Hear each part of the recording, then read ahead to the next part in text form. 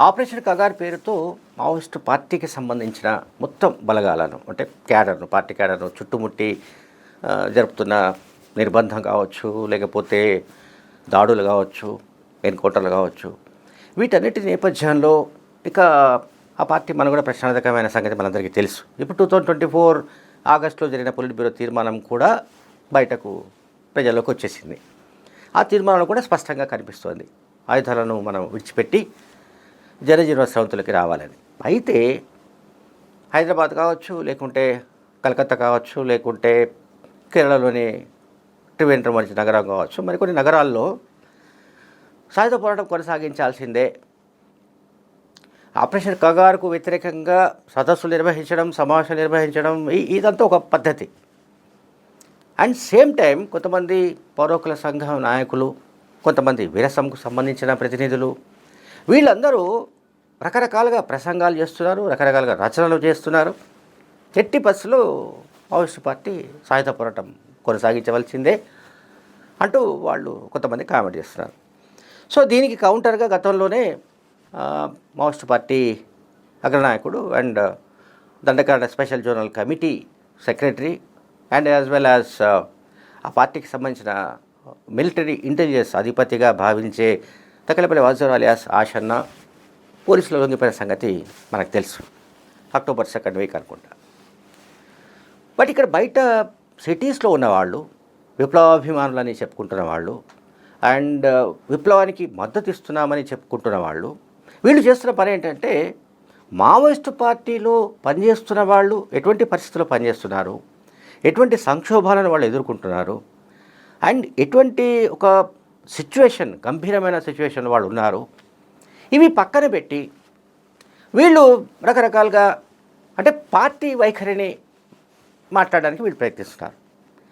అయితే ఇక్కడ నాలాంటి వాడికి వచ్చే సందేహం ఏంటంటే విప్లవ చిత్ర సంఘం కావచ్చు, లేకపోతే పౌరకుల సంఘం కావచ్చు, మరొక సంఘం కావచ్చు, ఈ ప్రజా సంఘాలన్నీ వీటికి మావోయిస్టు పార్టీతో విప్లవోద్యమంతో ఎంత సంబంధం ఉంది, ఎంత సంబంధం లేదు అనే చర్చలోకి నేను పోదలుచుకోలేదు. కానీ వీళ్ళు చేయవలసిన పని చేయకుండా పార్టీ పనిచేస్తున్నారు.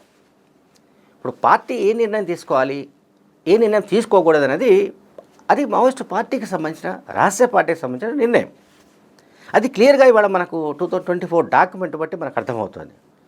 ఆయుధాలు వదిలివేయడానికి, జనజీవన స్రవంతిలోకి రావడానికి వాళ్ళు ఒక నిర్ణయం తీసుకున్నట్టుగా ఈ డాక్యుమెంట్ ద్వారా తెలుసు. అది ఈ డాక్యుమెంట్ మనకి ఇవాళ తెలిసి ఉండొచ్చు. ఏది 1.5 ఏడాది తర్వాత ఇవాళ డిసెంబర్లో మనం డిస్కస్ చేస్తున్నాం. కానీ ఈ మాట్లాడుతున్న వాళ్ళు ఎవరైతే ఉన్నారో, విప్లవాభిమానులు చెప్పుకునే వాళ్ళు ఎవరైతే ఉన్నారో, వీళ్ళందరికీ ముందే తెలుసు. ఇది పక్కా కన్ఫర్మ్డ్. ఇది ఈ సంఘాల్లో పనిచేస్తున్న వాళ్లకు ఈ విషయాలనే తెలుసు. Nambala Keshava Rao alias Basavaraj party secretary మరణించడానికి ముందే ఈ నిర్ణయం జరిగింది.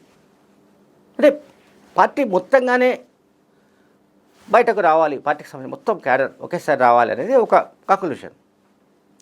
కానీ మీరు రావడానికి వీలు లేదు, లేదా ఈ Mallojula Venugopal alias Sonu and Takkallapalli Vasu alias Ashanna, వీళ్ళు విప్లవ ప్రతిఘాతకులు అండ్ విప్లవ ద్రోహులు అంటూ వీళ్ళు స్టాంపులు వేసి తిరుగుతున్నారు బయట. విరసమని, పౌరకుల సంఘం అని. అసలు వీళ్ళకేం సంబంధం మనకు తెలియదు. పార్టీ నిర్ణయాలను వీళ్ళు ఎట్లా ప్రభావితం చేయగలరో మరి మనకెవరికి అర్థం కావడం లేదు. పార్టీ ఏం చేయాలి, ఏం చేయకూడదు, తప్పులేంటి, ఏం జరిగిందని పార్టీ సమీక్షించుకుంటుంది, పార్టీ నిర్ణయాలు తీసుకుంటుంది. కానీ పార్టీ ఈ రకంగా ఈ డైరెక్షన్ నడవాలి అనో, ఈ రకంగా మీరు వెళ్ళాలనో బయట నుంచి చెప్పడం కానీ, లేకుంటే ఫలానా వాళ్ళు విప్లవ ద్రోహులని, ఫలానా వాళ్ళు విప్లవకారులని, సాయుధ పోరాటాన్ని విరమించడం అంటేనే అది విప్లవానికి చేస్తున్న పెద్ద ద్రోహంగా మాట్లాడుతున్న వాళ్ళు అంతా చాలామంది కనిపిస్తున్నారు. దానికి సంబంధించి నేను ఇంతకుముందు చెప్పినట్టుగా లొంగిపోయిన మావోయిస్ట్ పార్టీ అగ్రనాయకుడు తకెలపల్లి వాసుదేవరావు ఒక మాట అన్నాడు ఇంతకుముందు. ఆయన ఏమన్నంటే, ఈ పౌరకుల సంఘాలకు సంబంధించిన వాళ్ళు ప్రజాస్వామికవాదులు అని చెప్పుకుంటున్న వాళ్ళు ఎందుకు తొందరపడుతున్నారో నాకు అర్థం కావట్లేదు, మాకు అర్థం కావట్లేదు. మేము అందుబాటులో ఉన్నాం కదా, మాతో మాట్లాడవచ్చు కదా, మమ్మల్ని కలవచ్చు కదా అని కూడా అన్నాడు ఆయన. అంటే వాళ్ళెవరు వీళ్ళు కలవడానికి సిద్ధంగా లేరు. వాళ్ళు విప్లవ ద్రోహులు కనుక, విప్లవాన్ని నడిపిస్తున్నది మేము కనుక మేము డిసైడ్ చేస్తామన్నట్టుగా వీళ్ళ ధోరణి కనిపిస్తుంది ఇక్కడ సిటీస్లో ఉన్న నగరాల్లో ఉన్నవాళ్ళు. అట్లాగే ఆయన ఏమన్నాడు, ఇంకొక మాట అన్నాడు, మేము ఎట్లా బతికాము, ఏ రకంగా మా పరిస్థితి ఏమిటి అనేది మాకు మాత్రమే తెలుసు అని చెప్పాడు ఆయన. వాసుదేవరావు చాలా క్లియర్గా చెప్పాడు. మేము ఉద్యమాన్ని ఎట్లా ఇంతకాలం బతికించుకోగలిగాము, ఏ ఏ ఇన్సిడెంట్స్ నుంచి మేము సావు నోట్లో దాకా వెళ్ళి బయటపడగలిగాము అని కూడా వాళ్ళు అన్నారు.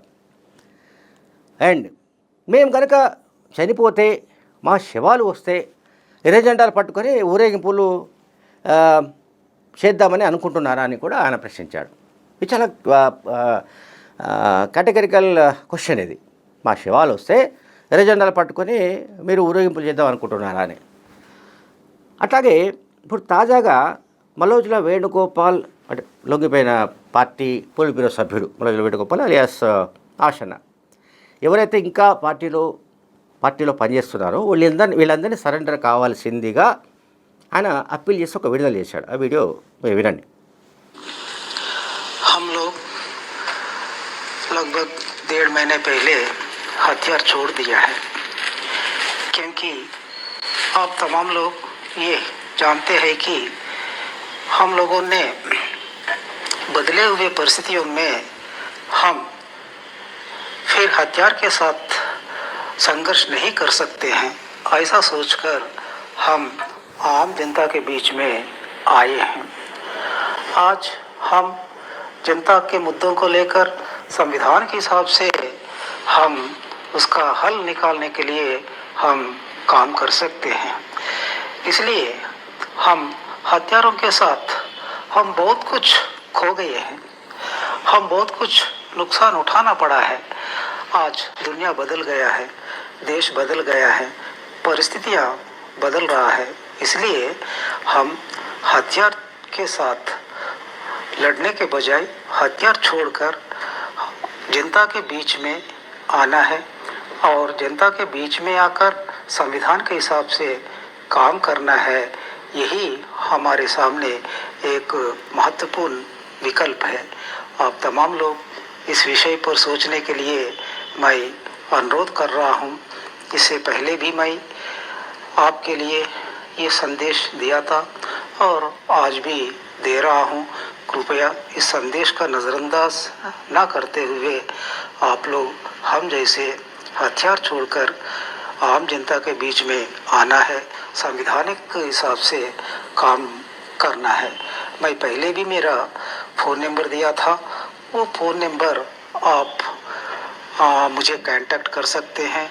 और दोबारा फ़ोन नंबर बताना है तो मेरा फ़ोन नंबर 8856038533 और एक बार 8856038533। ధన్యవాద్. రైట్, ఇది మనము మలోజుల వేణుగోపాల్ అలియాస్ సోను ఆ పార్టీలో దాదాపు 4.5 దశాబ్దాలు లేదా ఆల్మోస్ట్ 5 decades 5 దశాబ్దాలు పనిచేశాడు ఆయన. 5 దశాబ్దాలు అంటే ఒక మనిషి జీవితంలో ఆల్మోస్ట్ ఇంకా 30 జీవితాన్ని ఆయన అందులో గడిపాడు, పార్టీలో గడిపాడు, అండర్గ్రౌండ్లో గడిపాడు, అడవుల్లో గడిపాడు. ఆయన చాలా స్పష్టంగా చెప్తున్నాడు, ఇక ఆయుధాలు విడిచిపెట్టి బయటకు రావడం మినహా, ప్రజల మధ్యకు వెళ్ళి ప్రజా సమస్యల పరిష్కారం కోసం రాజ్యాంగ పరిధిలో పనిచేయడం మినహా ఇప్పటికిప్పుడు ప్రస్తుతం మరొక ప్రత్యామ్నాయం లేదు అని ఆయన కుండ బద్దలు కొట్టినట్టు మనకి వీడియోలో సందేశం ఇచ్చాడు.